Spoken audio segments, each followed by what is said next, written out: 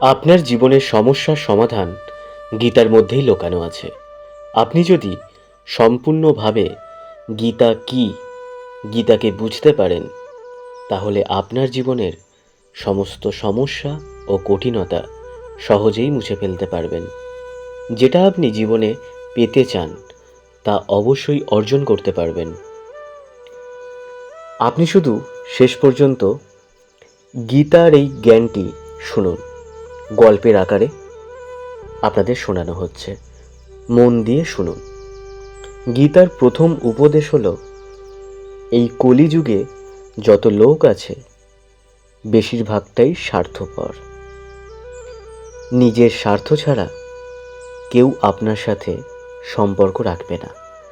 কিন্তু মানুষ এই কথাগুলো ততক্ষণ বুঝতে পারে না যতক্ষণ না সে তার কোনো আপনজন বা প্রিয় মানুষের থেকে ঠকেছে। পৃথিবীতে সবাই স্বার্থপর। মানুষ এই কথাটি তখন বুঝতে পারে যখন তার আপনজনই পরিবর্তন হয়ে যায়।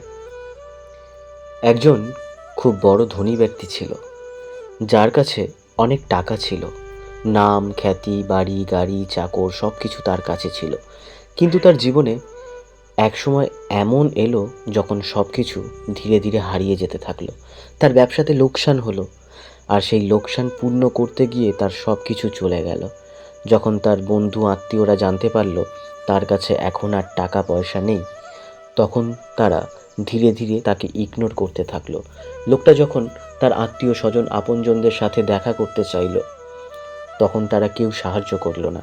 সবাই কোনো একটা অজুহাত বাহানা দেখিয়ে তার থেকে দূরে থাকতে চাইলো। একদিন তার স্ত্রী তাকে জিজ্ঞাসা করলো, তোমার কি হয়েছে? বাড়িতে চাকর বাকররা কাজ ছেড়ে দিয়েছে, কেউ কাজ করছে না, কি হয়েছে তোমার? তখন সে লোকটি বলল, আমার কি হয়েছে তুমি শুনতে চাও?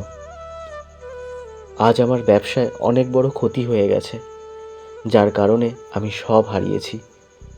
আমার কাছে খাওয়ার চাল কেনার মতো টাকা নেই। আমার কাছে সব, আমি নিঃস্ব হয়ে গেছি। সারা জীবনে যা ইনকাম করেছি সব নিঃস্ব।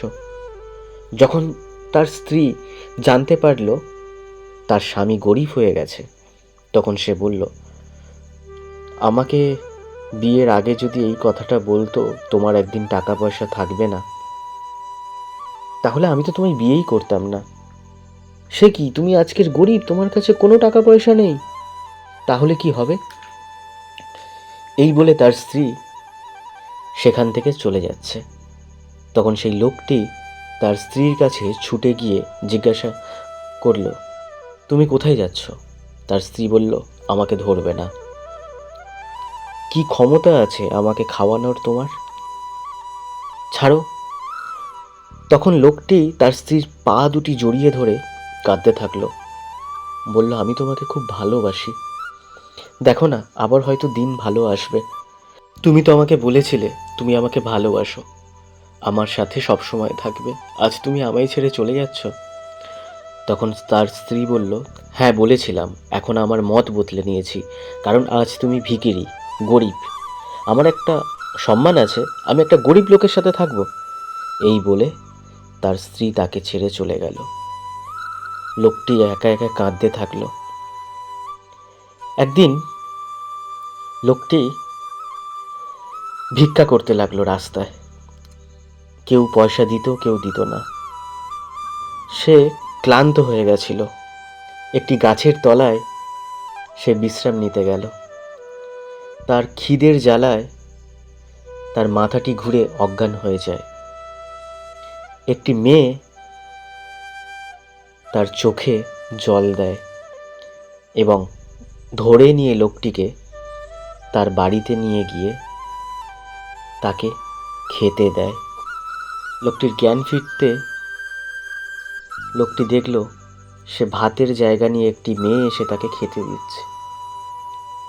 লোকটি বলল, আমার কাছে তো টাকা নেই, কিন্তু আমি তোমায় শোধ দেব কিভাবে?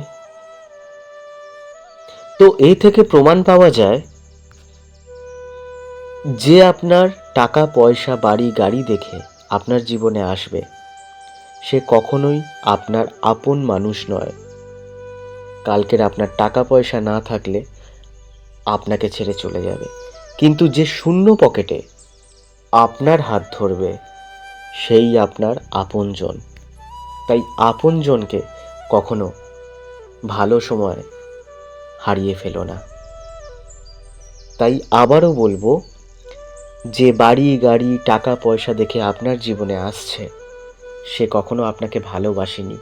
আজকের দিনে কেরিয়ারের সাথে টাকার বিয়ে হয়, মানুষের সাথে ভালোবাসার বন্ধনে বিয়ে হয় না।